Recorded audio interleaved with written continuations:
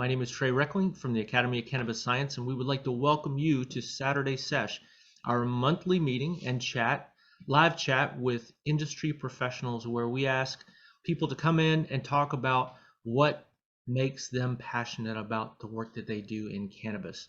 And we're so happy today to have Dr. Lawrence Cushnie here with us from South Seattle College. Dr. Cushnie is a tenured faculty member at South Seattle teaching political science. He earned his PhD at University of Washington. He's taught at UW, at Seattle University, and Bellevue College. His research and writing interests focus on American political resistance. His teachings cover a wide variety of topics, including social movements, labor activism, the environmental movement, political theory, and civil rights. When not engaged on campus, Larry's busy raising identical twin first graders, collecting records, and, as it says, used to enjoy live music. Dr. Cushnie, so glad to have you here today. How are you? I'm doing great. Thanks for inviting me. You were playing some warm-up music earlier. I was hoping we'd just hang out with Curtis Mayfield this whole time, but now you have to listen to me instead.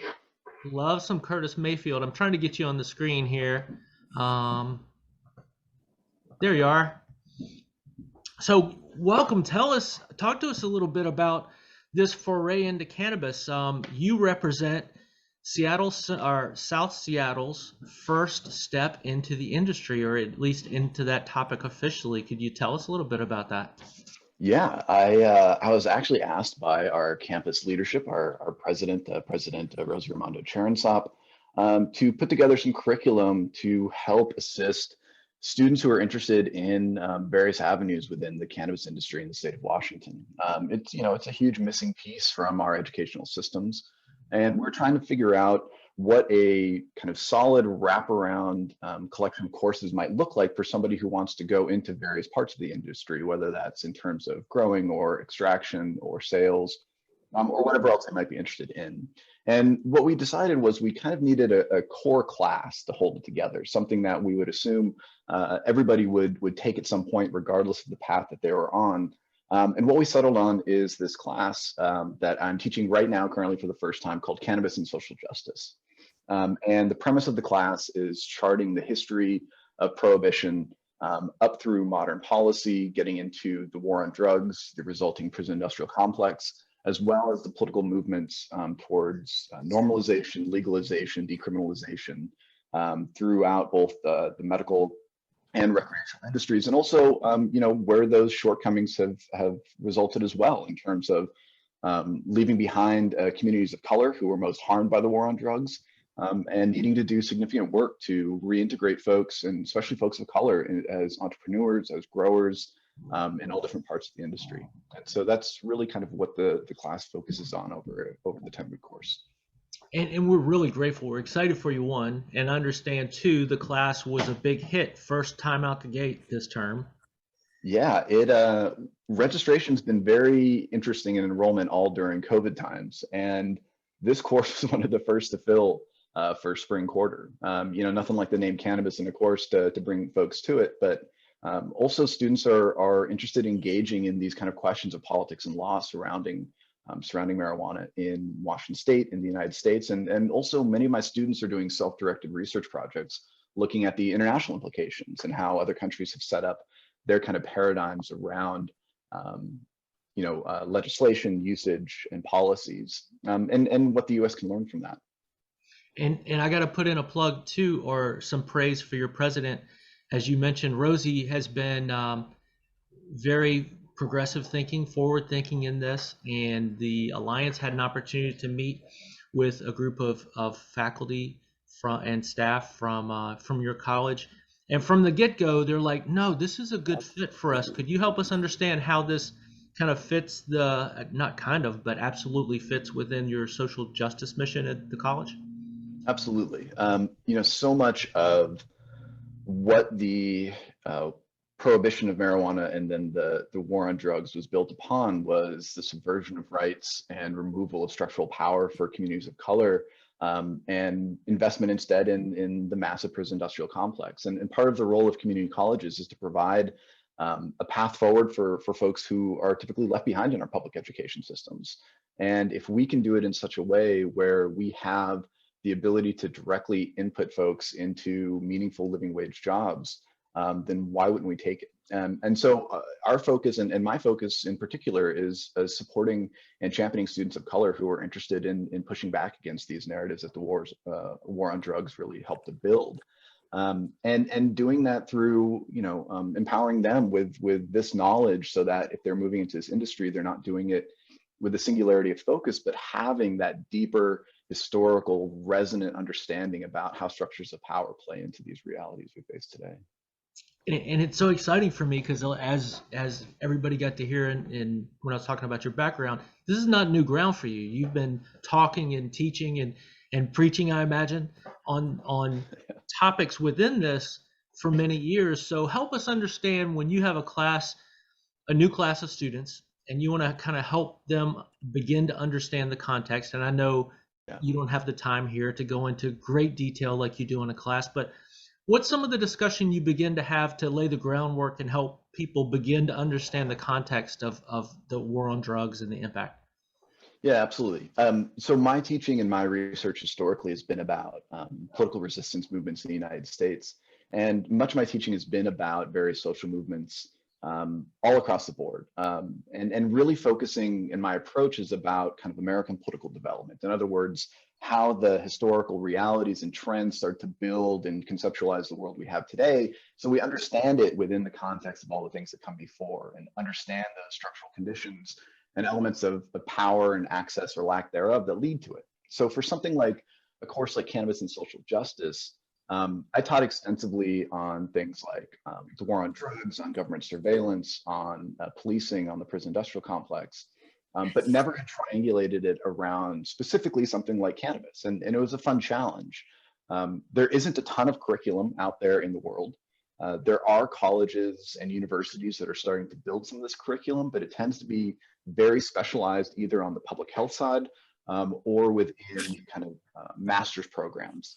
And so having something that was meant to be an entry-level accessible class charting the history of Prohibition was relatively new. And so I peeked around to see what other folks had taught in terms of the war on drugs, and a lot of this was kind of creating as I went. But to give you a picture, the way that I start this class off is asking folks to start to contextualize when they were first introduced to cannabis, to marijuana, not necessarily as someone who's using it, but just where it appears, whether that be in pop culture, whether that be in their community, and then the messages that surround it. Because so much of this is generating that kind of linguistic cultural context for how we understand things in our world, right? All we have are words to explain these things, but those words have weight and dynamics of power built into them, right? Through years and years of ways in which we perceive of a substance or a group of people or any type of topic. And so where we start is with the question of the words that we use to talk about cannabis. In fact, one of the first kind of discussion boards that they jump into is, what is their favorite slang term? And I want you to investigate the origins of it. Where does it come from? What are the associations with it? And how does that also then lead to a weighted understanding about the substance? And of course, my students, as far younger people than myself, they introduced me to things I thought I knew every slang term you can imagine. These kids are on it. They're way beyond me. But then I compared that to the usage of the word marijuana, originally spelled with an H in the early 1900s in the United States, and purposefully changed to the uses of a J to try to associate it more with the Spanish language, and specifically with Mexican immigrants coming into California in the early 1900s. And it was used to support American nativist ideas rejecting new immigrant communities by associating them with drug use. And so we really start with the origins of Prohibition, not just with the immigration narrative in the United States, but going back to hundreds and hundreds of years. And what you see is that Prohibition, whether we're talking about in ancient China, whether we're talking about it in Egypt, whether we're talking about it under the British colonial empire, it's always created in the same circumstances, which is a minority community is starting to engage with the substance. It is seen as a potential place for a loss of power for a religious majority, an ethnic majority, a power majority. And they then enforce prohibition as a way of controlling different segments of the population. And we see this happen again and again and again. And the students very quickly realize the ways in which this continues to play out in a modern sense. So we use that then, that historical knowledge of prohibition, to talk about then, what happens in response. One of the really interesting tales is that the British colonial empire ended up accidentally spreading recreational cannabis usage all around the world through the use of indentured servants from South Asia and the Indian subcontinent. And as a result of that, introducing it and also creating opportunities in which Indian workers going to places like the southern regions of the continent of Africa started to form relationships and partnerships with workers who are indigenous to those spaces. And a lot of that was around marijuana usage to alleviate the burden of the work that they were being kind of coerced and forced into.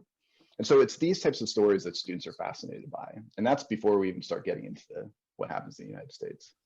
No, it's amazing, and sometimes I wonder if we're just being played by the weed. It's effectively helped us. It uses us to transport its message, its seeds, all over the world, right? Because people love it, and then they share that with somebody else.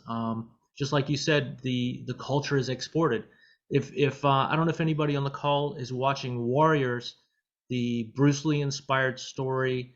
It's a series on TV right now, and they talk a lot about Asian immigrants and the demonization, especially in Vancouver and San Francisco, around opium.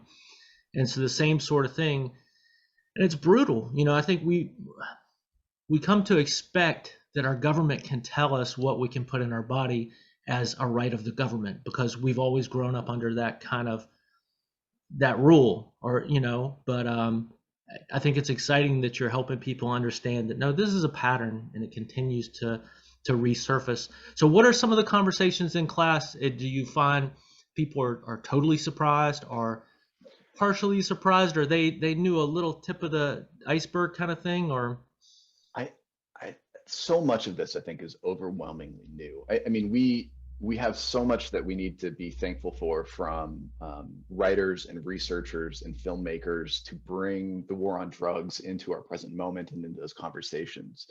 The work of Michelle Alexander in The New Jim Crow, the work of Ava DuVernay in 13th documentary, the ways in which this has kind of come in, that is their window. Those are the things that they might have some access to, but the kind of ancient, longer historical stories, they don't. And you bring up a really great point when we talk about new communities coming to the United States and the ways in which both kind of official government channels, as well as those with nativist sentiments who are looking to reject, new folks that the country has always been made up of, find ways to villainize and demonize. And things like opium, especially used to help justify the Chinese Exclusion Act, right? One of the very first immigration statutes in the United States that was just a total racist ban on a group of people. And then how that also plays out as we talk about Mexican immigrants in the early 1900s. And then I get into the class, talking about reefer madness in the 1930s, and the ways in which the bureaucracy structured around prohibition of alcohol didn't have much to do anymore after the passage of the 21st Amendment. And so the leader of that bureau, Harry Anslinger, needed something else, right? He was going to be out of the job, and marijuana provided that, especially since he had very deep connections to racist views and communities, especially during the growth of the Jazz Age. And linking those things together for him gave him essentially a renewed lease on his political life through the massive US version of prohibition of cannabis that starts to grow at that point. And it's amazing. I don't know if anybody on the call has gone back and read reviews of jazz music when jazz music was considered new, but the things and the racism embedded in the commentary about this music that has no form, and the musicians are too high to even stay in a any kind of regular syncopation, or however they talk about it, that it makes no sense. And jazz cigarettes, and then the demonization of which were mostly Black musicians at the time. It's fascinating and terribly sad at the same time.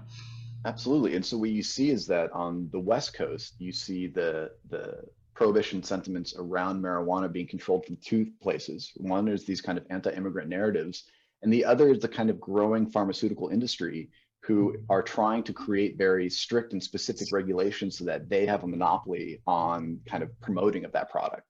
And that's when you start to see some of the first federal regulations. And then what you bring up with jazz communities, especially in places like New Orleans, where this is growing, is that New Orleans is also a multinational port of call.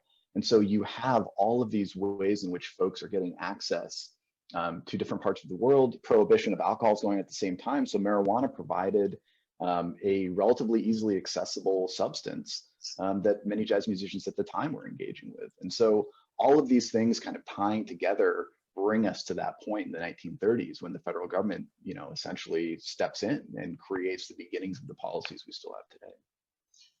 And some people aren't aware that not only did we create policies here, but we exported those same policies. Really, could you talk about that, how American policy ended up affecting things on a much larger scale?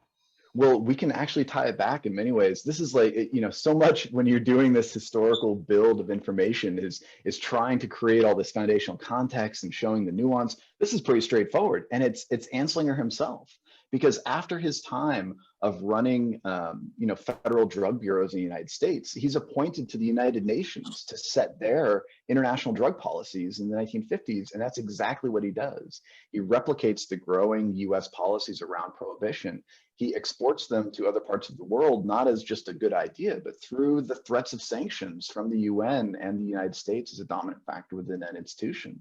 And so he essentially creates the international drug war in his short time at the United Nations after he leaves office in the US. So it's that direct of a connection of just one individual that has created, decades and decades long policies when it comes to cannabis all around the world. It's such a deep topic, and it just, the more you read, the more sad it is. It's most sad for communities of color, and how, could you talk about it? I hope everybody on the call is already aware, but could you talk about the unequal treatment and just the incredible disparity when it comes to justice and drugs in this country? Oh yeah, I mean, if you got another, I don't know, 8 to 12 hours, I'd happily engage with that conversation. I mean, the long and short of it is that whenever drug laws and prohibition started to grow, the very first communities that were targeted were communities of color, poor communities, and that then continued on. We know historically throughout the last 7 decades, more or less, that marijuana usage is relatively consistent across white communities, Latino communities, Black communities, and others. But the arrest rates are sometimes double, triple, and in certain cities, 10 or 12 times the rate for African Americans and for Latinos. And so the ways in which the drug war was explicitly organized to target those communities goes back really to the Nixon administration. And Nixon's domestic policy advisor very specifically said the reason that they created the marijuana statutes in the way that they did were to target hippies and were to target communities of color. And what you end up seeing then is the growth of the prison industrial complex, the growth of the private prison industry, and the really perverse incentive structure to fill up these institutions with folks. And the war on drugs, making that easier and easier as you start instituting during the Reagan administration, mandatory minimum sentencing, the disparity in sentencing for things like crack versus cocaine, and the ways in which that directly feeds into this narrative. But it was also used as a political weapon. During the FBI's notorious counterintelligence program, they specifically used marijuana as a way to target subversive and radical journalists who were the heart of organizing movement communication. Journalists who were running, nationally publicized or nationally published magazines. One editor was caught in the state of Michigan with 2 joints and was given a 10-year federal prison sentence. And it was a way for them to shut down that entire organization, which they saw as dangerous as part of the anti-Vietnam War movement, as well as part of the civil rights movement. So you see these tie-ins, but it's overwhelmingly being burdened on communities of color in terms of the ways in which it breaks apart access to generational wealth, the way it precludes people from entering the industry today, and the ways in which the amount of capital it takes for folks either to establish themselves as commercial growers or as retailers, is very much implicated in not having representation in communities of color across the industry in the numbers that should be there. And Josh points out that coming from Pennsylvania, recent scandal, or at least that was uncovered, a Cash for Kids, and we know, there have been judges who get kickbacks for keeping these privatized jails, or maybe not all privatized, but keeping people in those beds, right? Well, absolutely, and especially, we see the recent growth in private prison complexes, especially around immigration, during the previous presidential administration. But even with all of that, what we also see, and the point that this also brings up, is we talk about things in class like the beginnings of the Just Say No campaigns and DARE campaigns, and how not only are those campaigns ineffective, they started to introduce police officers to school campuses in ways that never existed before. So thus establishing the school to prison pipeline. And that overwhelmingly impacts communities of color, because kids at school, where they might get in fights or bring something weren't supposed to school before, it'd be handled internally, right, as a discipline structure within a school. But once you have an officer on campus, then it's immediately moved into creating a criminal record. And it's not applied equally to white students and to students of color. And so there's all of these kind of tangential ways that the implementation of prohibition statutes around things like marijuana then play out in these already deep structural lack of power within communities, and just exacerbates that problem to degrees that are horrifying. Because we certainly weren't using police in schools like that when schools were segregated, not in white schools, Absolutely. So the tragedy is deep on so many levels. I want to give you some space too. I know you do some cool interactive stuff with your students, and I think you wanted to share, and tell me if I don't want to get ahead of myself, but if you want to share some of that, feel free.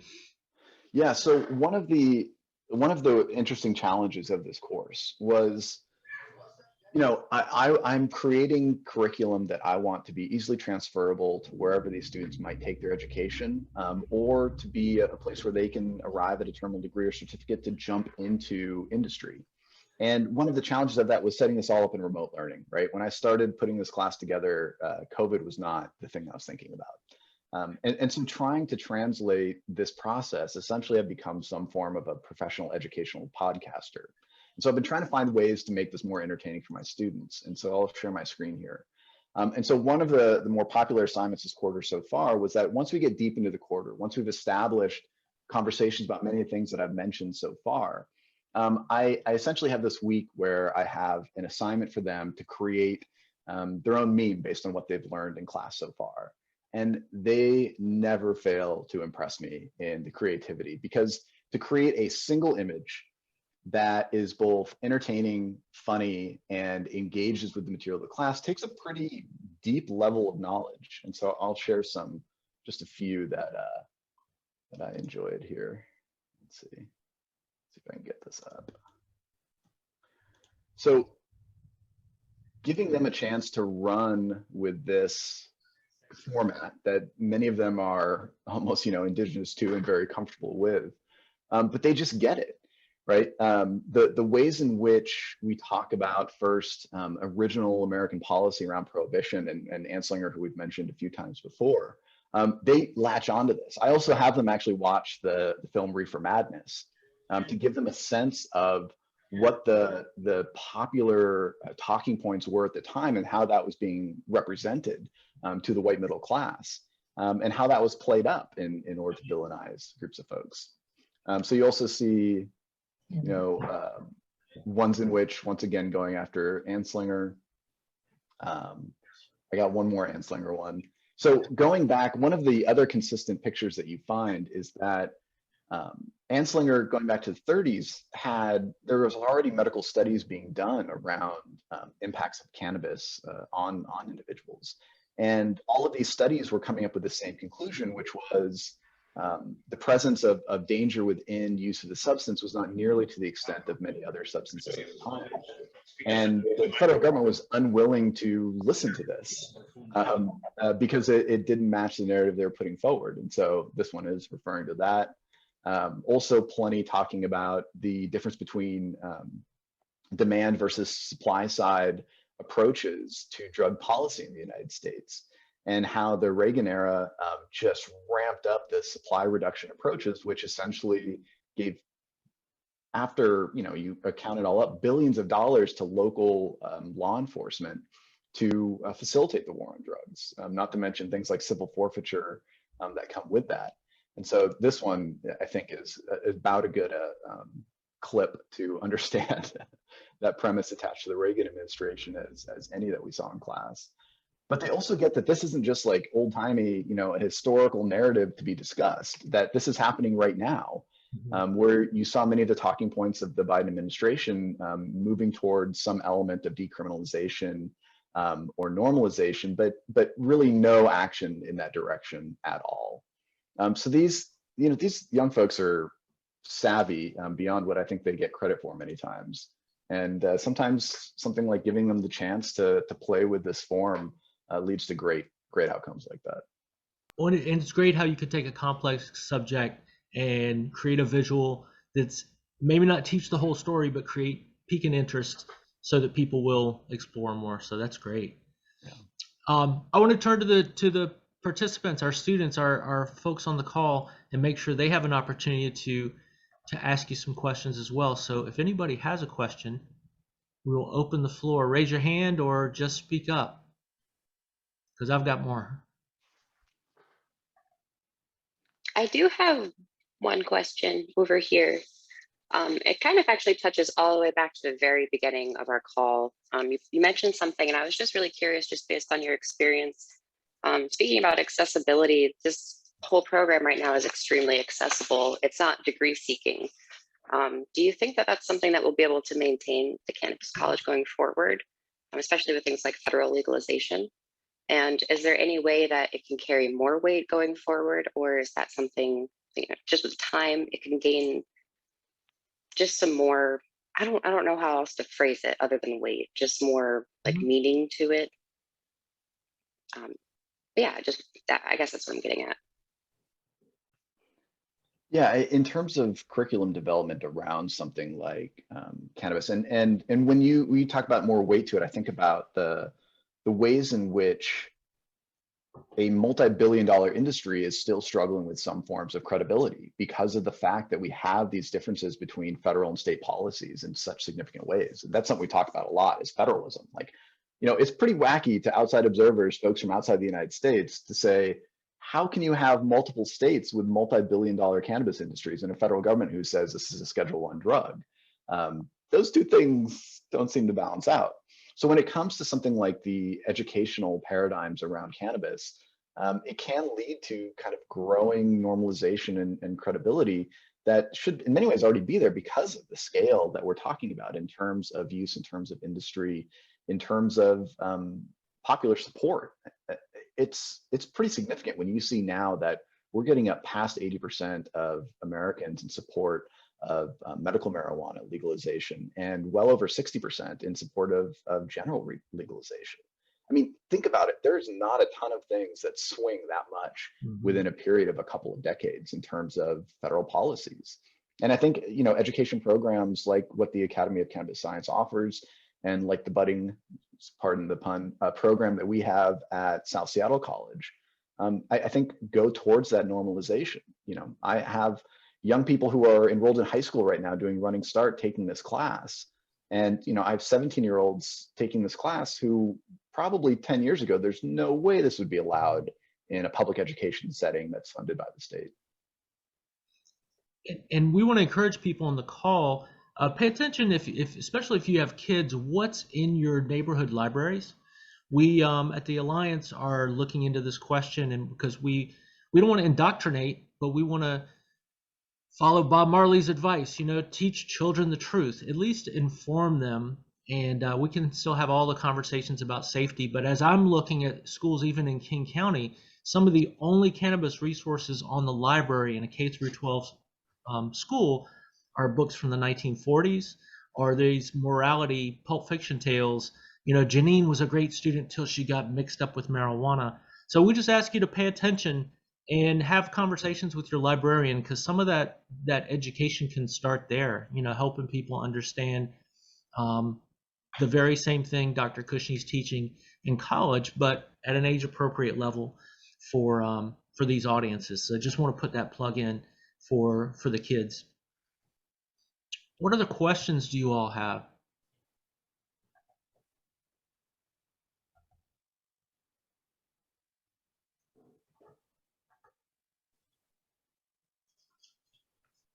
Anybody?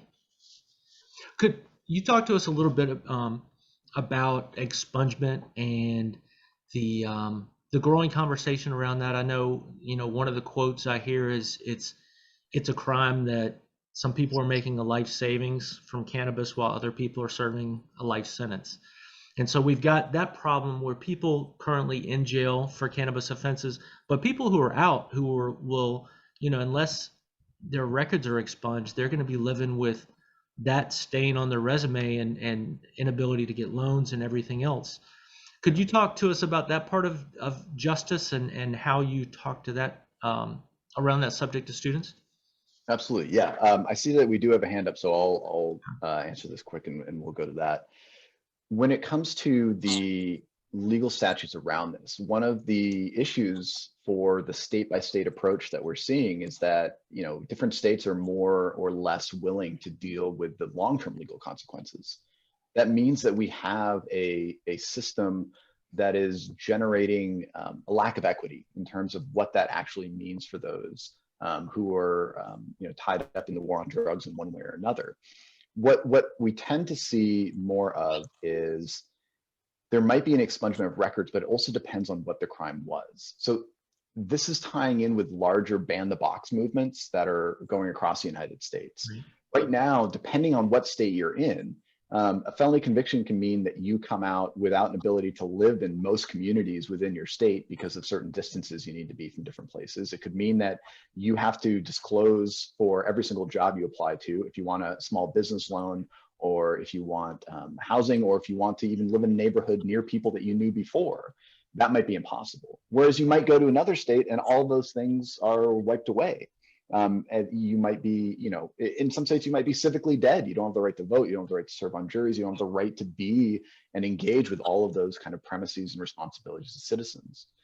Because of how disparate that is, what you're seeing is that many of these movements to not just expunge records, but to remove that kind of felony marker are directly tied to cannabis, to marijuana, and to the outcomes of the war on drugs. Because the thing that I think a lot of people forget about the larger prison industrial complex, it's not just the numbers of people we have locked up, which by percentage is larger than any developed country in the world. It's also the 7 million plus people that are under state supervision and the consequences that come from parole and probation as a result. And that excludes people from the cannabis industry and marketplaces across most states that have moved towards legalization, even pushing forward progressive policies.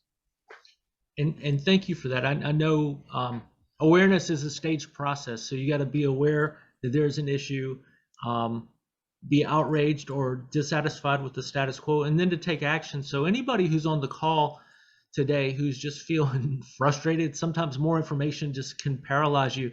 I want to encourage you to take action, whether that's working with an organization like Last Prisoner Project, one of the social equity groups, especially around cannabis that continues to grow. There's a great group out of Oakland called Hood Incubator, helping BIPOC people get their place in this industry, get licenses, be successful in business. And the Alliance itself, who has a equity committee, it's equity and inclusion, I believe it is. We got a name change, but shout out to Yoko Miyashita, the CEO of Leafly, who's not just co-chairs that committee with Jessica Pichardo, but also has brought in a number of executives from Leafly to work on this issue, specifically in Washington State and beyond. Expungement, seeing what we need to do for expungement events. And because it's one thing to say you can get this expunged, but it still involves a lawyer, still involves fees. So if you're on this call today and you're getting frustrated and you're like, well, what can I do about it?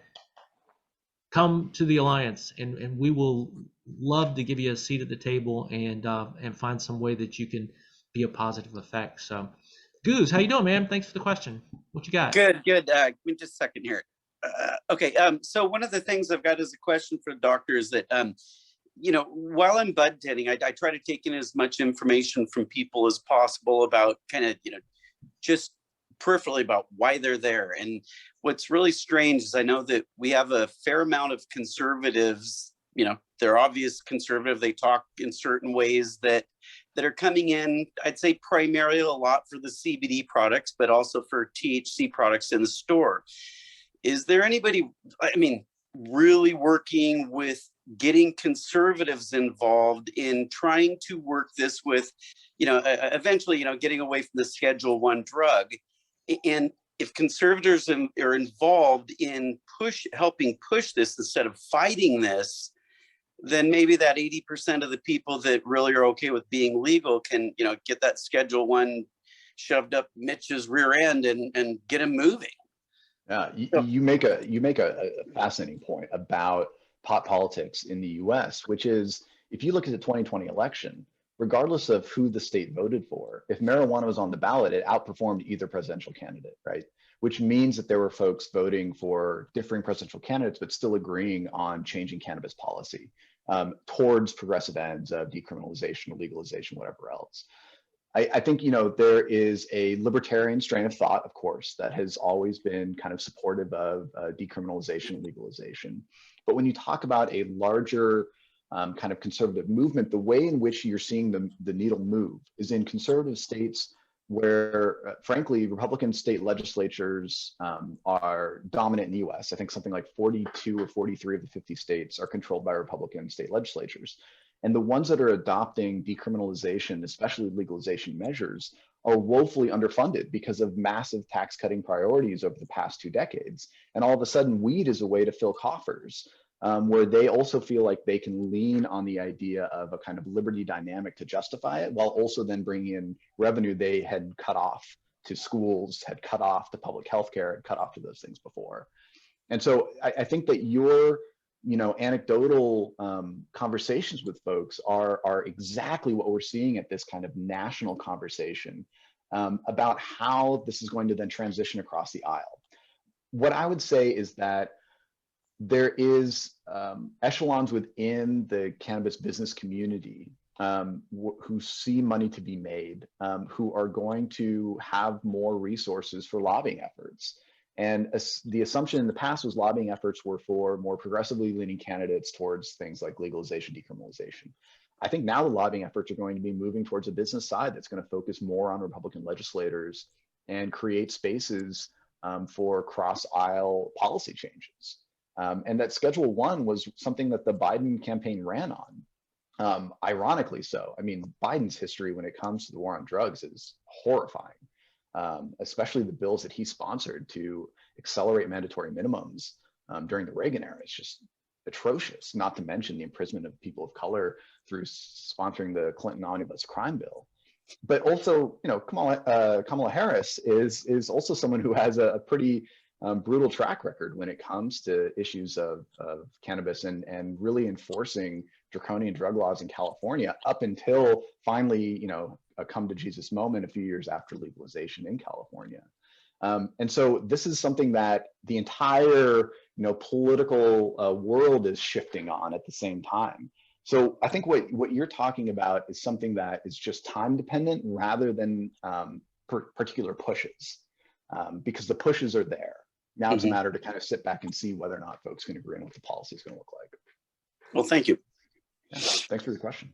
And it's interesting too, in some of those same more conservative areas, they've been crushed by opioids, right? And so people are realizing, hey, for some people, cannabis is not a gateway into harder drugs, but absolutely can be a gateway out of harder drugs.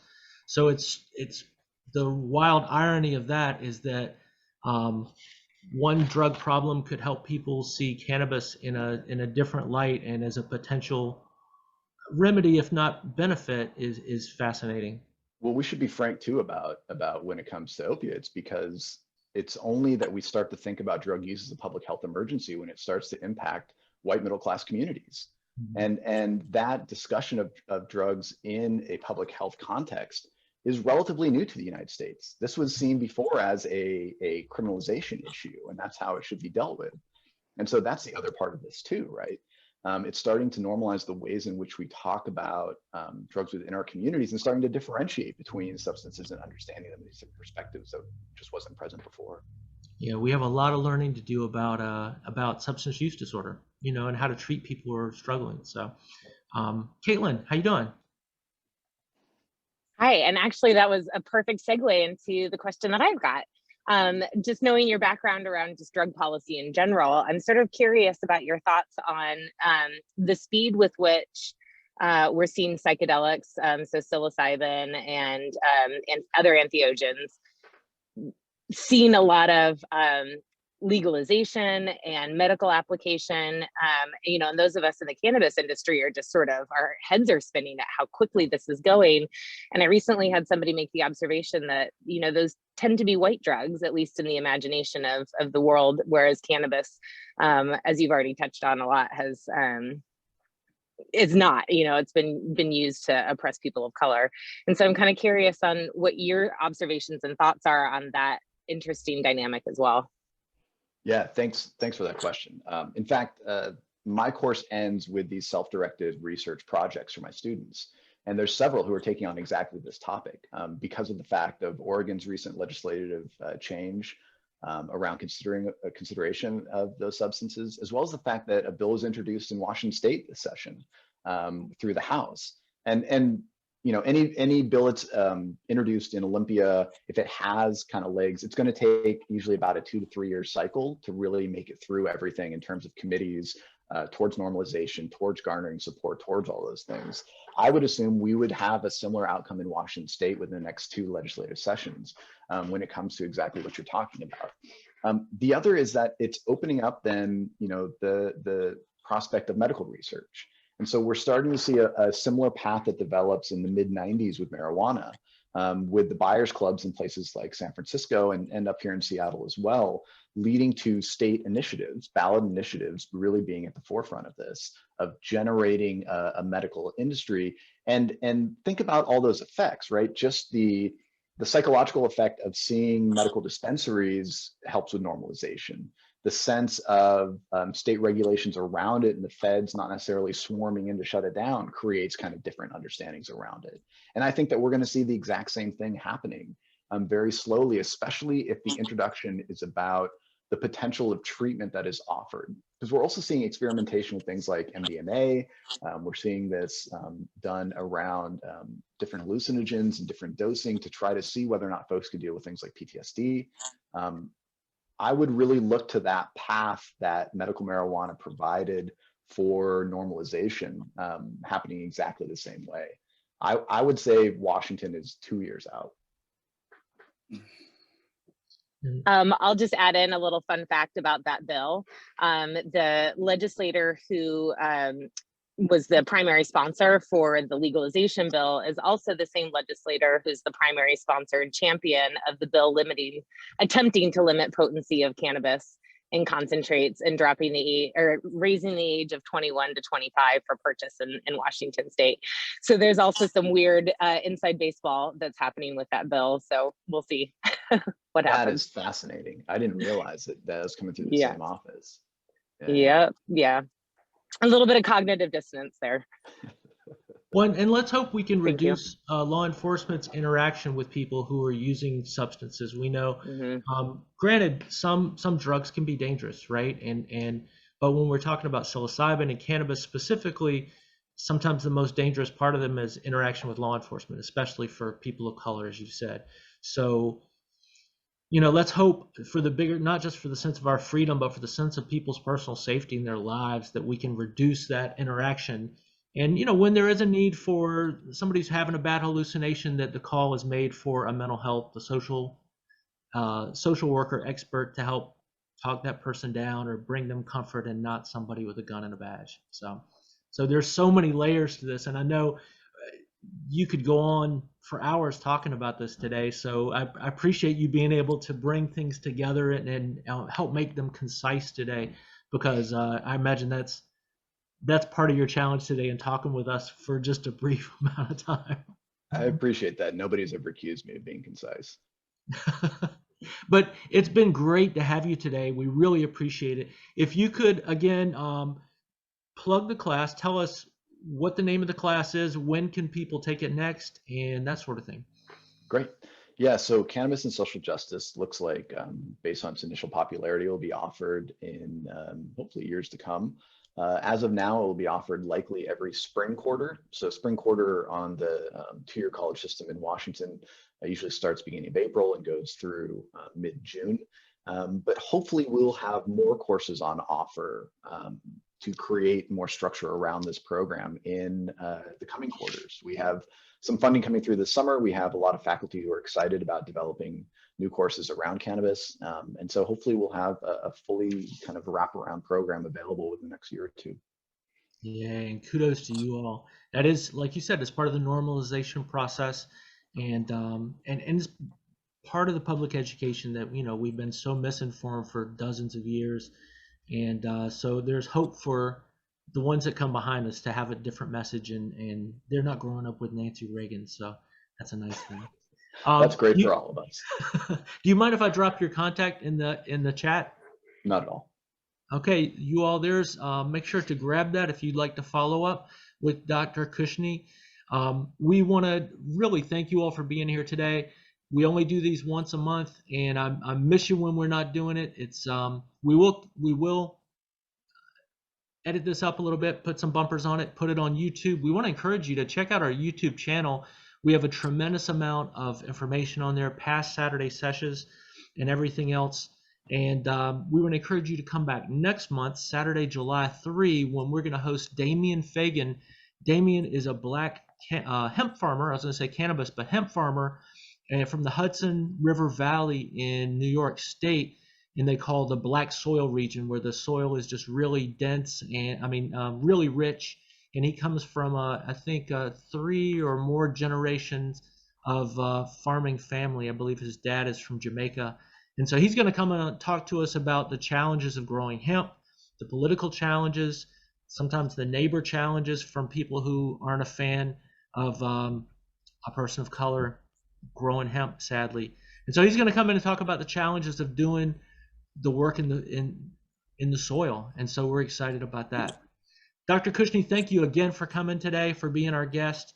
And thank you everybody who signed up. And we appreciate you. We'd love to have you all join us for classes this summer.